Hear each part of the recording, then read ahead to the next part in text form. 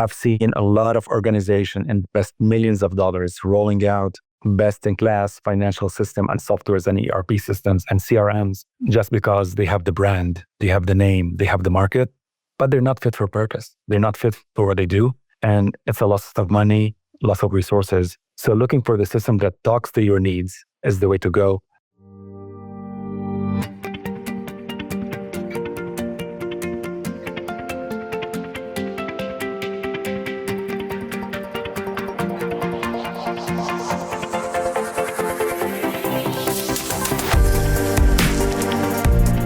Welcome back to CFO Weekly, where we're talking with financial leaders about how to build efficiency in their teams, create time for strategy, and ultimately get results. This podcast is brought to you by Personiv, the trusted leader in finance and accounting outsourcing for over 30 years. See how Personiv's customized solutions can help you streamline your operations with teams that start as small as one. Visit the website at personiv.com to learn more. I'm your host, Megan Weis. Let's jump right in. Today, my guest is Sam Wehbe. Sam is a financial management executive and board member with over 20 years of experience in the international development and nonprofit sectors. He has overseen the financial stewardship of more than $2 billion in donor funds, both in the United States and internationally. As a chief financial officer, Sam champions strategies focused on financial resilience by designing scalable financial and funding structures that drive meaningful impact and support sustainable social, health, and economic outcomes in vulnerable communities worldwide. His extensive experience includes collaborations with key donors such as various United Nations agencies, U.S. government entities, foundations, corporations, and foreign governments. Committed to strategic organizational development, Sam has consistently led initiatives centered on financial and operational sustainability, funding models, risk mitigation, and business intelligence. He has played leading roles in the strategic design and execution of modern financial and cost structures that enhance an organization's capacity for growth and strengthen its industry positioning, while ensuring that financial resources are optimized for mission-driven impact. While achieving the mission is the ultimate purpose for nonprofits, Sam believes that financial leadership has the even greater responsibility of ensuring that the same mission is achieved sustainably. Sam, thank you very much for being my guest on today's episode of CFO Weekly. My pleasure. Thank you for having me. Yeah, today we're going to be talking about the business of doing good, balancing impact and financial health of global nonprofit organizations. And Sam, your background is really remarkable, and I'm excited about the opportunity to learn about you and your thoughts and experiences with this topic. So let's jump right in. Great. First of all, you have 2 decades of experience in financial management within the nonprofit and international development sectors. What was it that initially inspired you to pursue a career in this field? Oh, very good question. Well, I grew up in Lebanon during the Civil War back in the 80s. And as a kid living through civil unrest, it had an impact on my personality as a young kid growing up and as a professional later on in life. And these experiences let you see the world and the people who are going through similar experiences through a totally different lens. So this reality, however, only hit me after I graduated from business school. And then I started applying for jobs. That's when I learned that, hold on, there's a whole totally different financial sector outside banks, outside of insurance companies, outside of the financial market. And this sector, I could actually give back to the community and most importantly, support those who are vulnerable and those who lived through civil unrest and wars and poverty and economic and political corruption. So I found this as an opportunity. And that reality of a child, the memories of a child growing up in a civil war, made me in a way focus all of my job applications to this specific industry, which is the nonprofit, humanitarian, and international development industry. And until now, this is my driver. I see that issues of political corruption, wars, poverty, civil unrest, unfortunately, were normalized back then for me growing up, and they still normalized in many countries these days. So this is what drives me. This is what brought me into this industry. I have a degree in finance. I never worked for a bank. This is what I started, and this is where I am right now. That's amazing. So can you just kind of walk us through your career, what you've done, and where you are today? Of course. Back in Lebanon, my first job was with a nonprofit in Beirut. It's a DC-based nonprofit, but they had a regional office in Beirut. And this is where I learned the ropes of nonprofit world, worked with different donors, different government and non-government clients. Afterwards, I had a very short stint in Iraq, operating my own business, supporting the multinational forces in the country back then. Afterwards, I moved to the States, where I went back to the humanitarian and nonprofit industry with several health development organizations. Primarily, they were all health development and health systems. And my career, I grew from one position to another until I am now with Medical Teams International. I am their chief financial officer and have been with them for almost 3 years now. And it'll be 3 years in March. Time flies. Yeah, it does. Yeah, exciting industry, very challenging industry. Many nights I don't sleep because you always think about the challenges that you face in a humanitarian sector, but it is exciting and I would never trade it for anything else.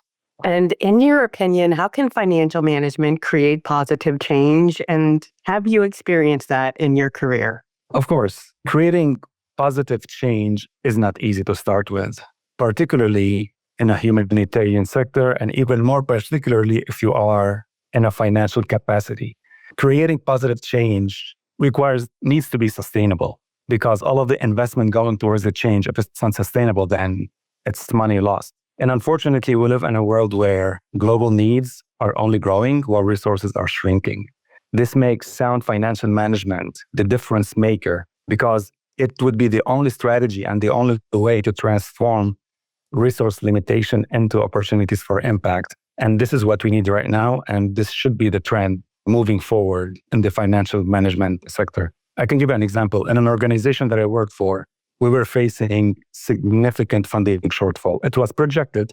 It wasn't a reality yet, but we did project significant funding shortfall while program support needs were growing at a steady pace. So obviously this threatened the several programs that we were operating. So we had to move fast. So the first thing we did is we built several revenue shortfall models, and we adapted our operating model, our financial model, our structures for those different models so we are ready for any challenge. And it worked. By doing so, we basically responded to the model, to the funding shortfall before it became reality in our books. And I may be biased here, but when it comes to the importance of financial management, I always say that the objective for everyone in the organization is to achieve the organization's mission. And this is something all of us agree on. However, the objective of financial leadership of the organization is to achieve the mission, but not only achieve it, they have to achieve it sustainably. And this is always a challenge at times when you're sitting at the helm of the financial management of an organization, that you have this extra responsibility of achieving that mission and keep it sustainable and financially viable to move on to the future. Just talk to us for a moment about Medical Teams International. What is their mission? Well, Medical Teams International, we break barriers to health. We operate in a very challenging context that other organizations, even health humanitarian organizations, do not operate in. Our model is very expensive. Medical health and providing and breaking barriers to health is a very expensive proposition. It is challenging. It's risky. We operate in countries where there is crisis, there is war, there's civil unrest, and we do that. That's our mission. That's our calling. We are a faith-based organization, and we take that faith direction as a calling, and we are called to do this work. So this is who we are. This is our identity. And this is why it is challenging, because it's like going the path that is less traveled. This is the path that we take, and we continue doing that. Yeah, your role must be 24/7. 24/7. And at Medical Teams International, how do you define and measure the balance between financial health and social impact? A very good question. It's tricky at times. However, we have defined the balance. And the balance is always by ensuring that every dollar spent is aligned with the objectives of your mission. Additionally, you have this responsibility that while you want to direct every dollar to the mission, but you also have the responsibility to build financial resilience to the organization and support the long-term or the longevity of your programs. So achieving this balance requires a solid financial model that allows you to remain agile in response to challenging needs, to changes in the funding landscape, while also prioritizing measurable outcomes that reflect your impact on the communities that you serve. So to maintain this balance, as a CFO of medical teams, I prioritize several key performance in the KPIs. I definitely monitor our program efficiency ratio just to see how much money is going towards program, how much admin cost is supporting the programs, how efficient our programs are.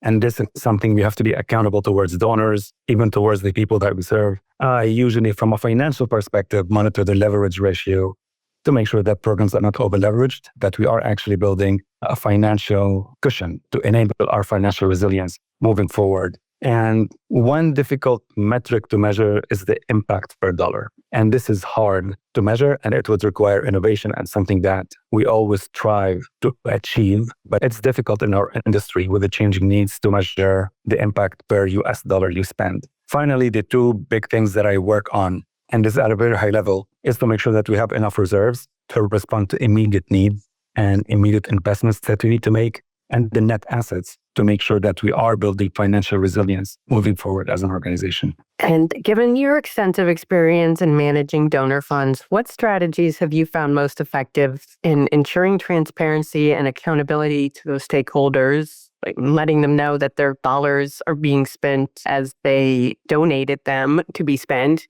and keeping the wheels on the business? Gosh, that's a multi-fold question. Well, I will start with the basics. The basics, there are two pillars that would drive any type of management of donor funds in a good way. First of all, there shouldn't be you can't compromise on transparency and accountability. That's number one. These two should be the only way through which an organization can achieve its objectives in a manner that aligns with its value and the value of the industry, of the nonprofit industry. Second of all, there have to be measurable metrics because you can't gauge your improvement without metrics. So setting these metrics do not only inform internally how you're performing, but they also demonstrate transparency and accountability and financial responsibility towards donors, governments, oversight bodies, and most importantly, the individuals that are benefiting from the service that the nonprofit is providing. So with two in place, then you look at the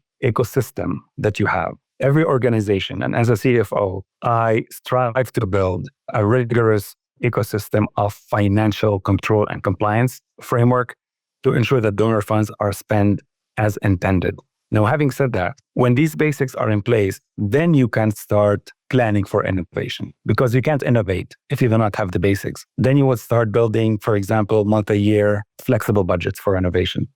And it's something that I found very beneficial where building flexibility within multi-year budgeting frameworks allows the organization to pivot towards innovation projects that align with its mission and while still being accountable for how funds are spent. And this is many CFOs in the industry right now do not do this approach because in the humanitarian world, most of the time we're restricted by funding availability. So we are budgeting year after year instead of building this multi-year flexible model to include innovation in it. And when you build this model moving forward, it's very difficult to have it work without maintaining transparent and regular communication with stakeholders because there are a lot of dependencies when you build long-term model of what this model has and what other departments are required to implement and do based on that model. So clear communication, transparent communication is key with the stakeholder group and ensuring that there is strong governance and oversight structure to ensure that everything is going well would enable this strategy moving forward. So in a nutshell, really, it's a balance. It is a balance of maintaining strong focus on transparency and solid governance, yet allowing flexibility in financial planning in order to create lasting social value to the work that we are doing. And every organization struggles to find balance between immediate operational needs and long-term strategic goals. But how is this unique in a nonprofit context? What are your unique challenges? Well, the unique challenge at a nonprofit context is that most of the time, a nonprofit goes underwater, they go down and they shut doors, not because they are not doing well financially. It's not because they're not growing enough, but because they do not have the liquidity to answer for immediate commitments. And this is an area of financial planning and analysis in a nonprofit context, because you will have to balance your immediate commitments, your long-term commitments, and the availability of cash that you get. And I may sound a little bit technical here, but in the US, we follow GAAP, and all of our budgeting, spending, revenue recognition, all of that is accrual. It's not cash. What it means is that you see the revenue on your books now, but the cash may come next year, especially if it's a pledge or a long-term commitment or a grant. And this comes with challenges of this balance. So making sure that you have a proper and adequate FP&A function is very important at this point to address this risk. And at the heart of the FP&A should be prioritizing your mission delivery, because there's no FP&A structure that fits every organization. Every organization has its own context, its own nuances, its own industry. But the one thing that's standard and common is that it has to address the mission delivery and make sure that there are metrics for resource allocation, financial modeling, forecasting, and scenario planning to make sure that the nonprofit is ready to face unpredictable drop in funding streams or donor restrictions, and make sure that it is flexible enough that flexibility models are built into the financial model of the organization and make informed utilization of its unrestricted resources. And what strategies are you utilizing to ensure that things are flexible enough to sustain programs even when funding is low? Absolutely. I mean, the first strategy that comes to mind, and I think this is a given that every organization should build, would be building a reserve fund. And that reserve fund, it can be, different organizations call it differently.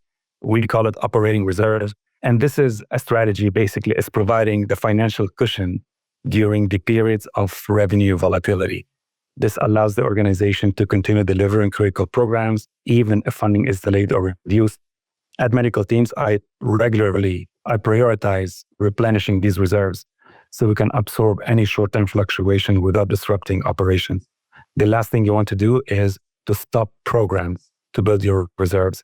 As important as reserves is, as an organization, your mission is to deliver program and not to build reserves. The second strategy would be to diversify your funding streams, because through proper diversification of donor base, you are not dependent on one donor, whether it's a government donor where any political, whoever is in office may basically determine your funding or level of funding, or whether it's a private donor, which means you are at more risk of that person's or that foundation's financial health. And there's no one size fits all for this diversification. However, it remains the single most important mitigator to financial risk at times of funding uncertainty. I also focus on, and this is more of a collaboration between myself and other stakeholders at the organization, is how we can build long-term funding partnership. And this can be through partnerships with institutional donors.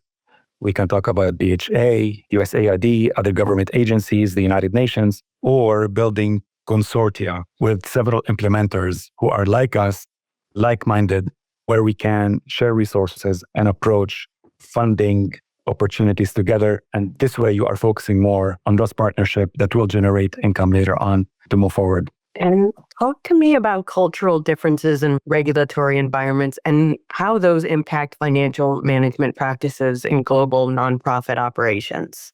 They do. And it is a challenge for international nonprofits, particularly like us. If we were only operating in the United States, then you're reading from one book with some variances, obviously. But when you go global, when you go international, you are navigating regulatory compliance differences between your donor, who may be the US government or the United Nations, and the local laws and the tax laws and the labor laws and the country of operation. So different countries have unique reporting standards and funding regulations that you have to adapt your financial systems to meet these regulations, or else you cannot operate in that country. And this is always a challenge. So this from a regulatory aspect, but from cultural aspect, and this is when it's even more challenging.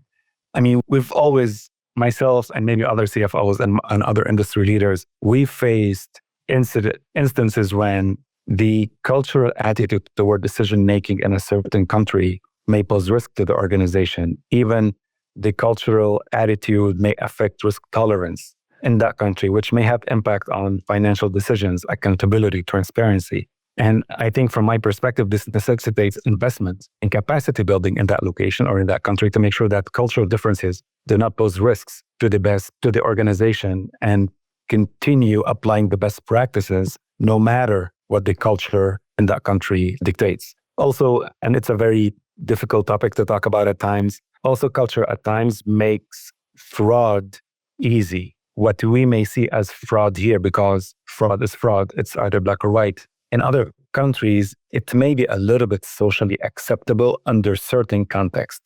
Everyone recognizes fraud, that it's a bad thing to do, but in certain contexts at times, fraud may be acceptable. And this is very challenging for us.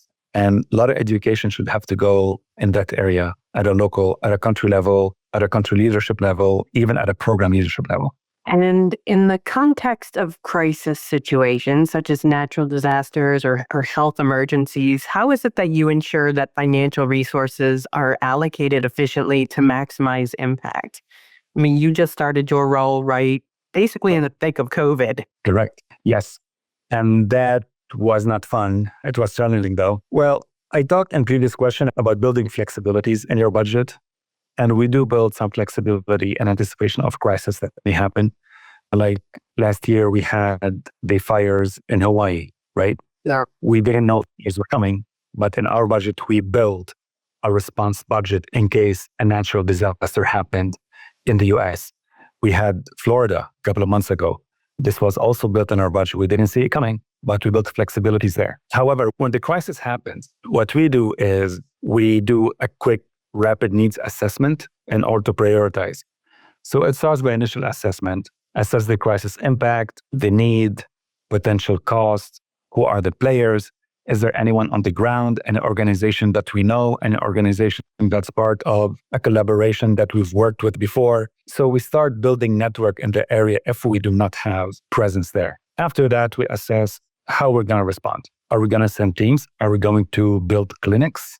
Mobile clinics there to respond to the crisis? Or are we going to partner with someone on the ground and send some of our resources, some of our staff to go and help, or only fundraise? So if we plan not to go there in person for many reasons, and it happens all the time, we can fundraise for a partner organization and provide them with the resources for them to go ahead and respond. So there are many, many outcomes of that assessment. And based on that, we start depending on the path we want to take. And at medical teams, we applied a variation of this model in different countries and different locations. I talked about Florida. I talked about Hawaii. We also adopted it internationally. I can talk about Ukraine, the civil war in Sudan, the earthquake that hit Turkey 2 years ago, in addition to the war in Gaza. So unfortunately, we live in a world where there's abundance of crisis and abundance of need. But unfortunately, resources are only going down, and we have to respond to that. It doesn't mean we just sit back and look at the crisis happen. We have to respond. As a financial leader in the nonprofit sector, how are you promoting a culture of innovation while maintaining fiscal responsibility? And what role is technology playing in that? I mean, we live in a world where if you do not embrace innovation right now, you will be left behind. This is given, this is granted. And I think that the industry has to move to a point where innovation is not a strategy anymore. Like, you shouldn't be sitting and strategizing and one of your strategies would become innovative. Innovation has to be a culture at this point that's embedded in every part of the organization. And in our space, and the nonprofit financial management space, this means investing in continuous improvement and investing in technology that enables data-driven decision-making, all while upholding the fiscal responsibility and mitigating risks. However, I think that organizations has to be smart about innovation by establishing proper guardrails defined by the organization's mission and financial health and their financial strategies moving forward. And you spoke about fostering collaboration across the organization, but how is it that you foster partnerships with other organizations and governments and within the private sector to enhance your financial health and increase social impact? Fostering these partnerships is usually a given in a strategy, particularly if you want to grow. And you look for like-minded organizations to start with. You look for alignment on mission and impact goals. So when partnering with a government agency, or not even a government agency, maybe another donor, another foundation, the United Nations, you have to make sure that you are delivering a service that aligns with their objective for development. So that's one.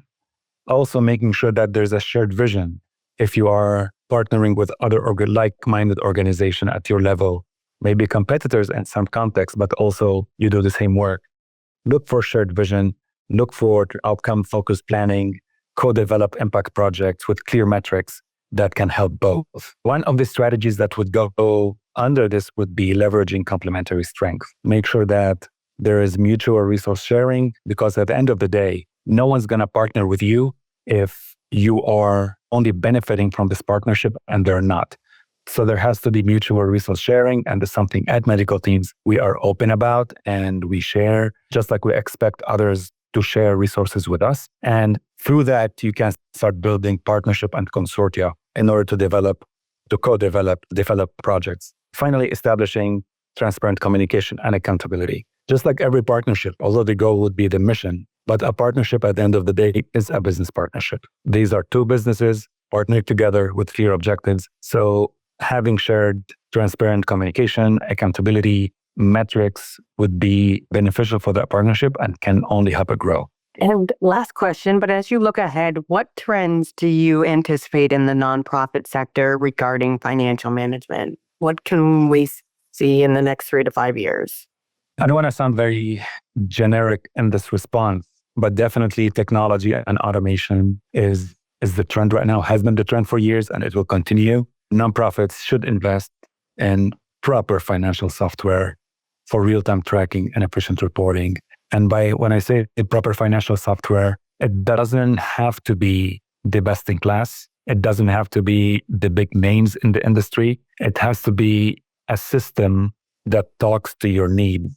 I've seen a lot of organizations invest millions of dollars rolling out best-in-class financial system and softwares and ERP systems and CRMs just because they have the brand, they have the name, they have the market, but they're not fit for purpose. They're not fit for what they do. And it's a loss of money, loss of resources. So looking for the system that talks to your needs is the way to go. The second thing I can think about funding diversification, the funding landscape is changing year after year. It's even difficult to draw a funding landscape, like to imagine how the funding landscape will be 5 years from now. It is changing continuously. With the recent crisis around the world, there is what we call right now a donor fatigue from crisis. The donor sentiment is shifting towards impact, whether social, economic impact, rather than crisis. So right now, a fundraiser can go to a major donor and they try to show how their organization is responding to a crisis in a country or in the US. There's less, the probability of getting the ask fulfilled is less than going to that same donor and expressing how their dollar will impact a community from a social perspective or from an economic perspective, or building economic opportunities to vulnerable communities. These stories now are more impactful. And this is where the fundraising direction, I think, is heading in the next years. So these are the two things that I think are trending in the next couple of years, whether it's from a technology automation and understanding the sentiments of your donors, particularly your major donors that provide you with most of your unrestricted funding. Sam, thank you so much for being my guest today. Thank you. My pleasure. Yeah, I really enjoyed speaking with you, and thank you so much for finding the time to be here with us today. I wish you and Medical Teams International all the best. Your work is so important. Thank you, Megan. Appreciate it. And to all of our listeners, please tune in next week. And until then, take care. You've been listening to CFO Weekly, presented by Personiv. Please subscribe wherever you get your podcasts to hear all of our episodes. Want to learn more? Check out personiv.com. Thanks for listening.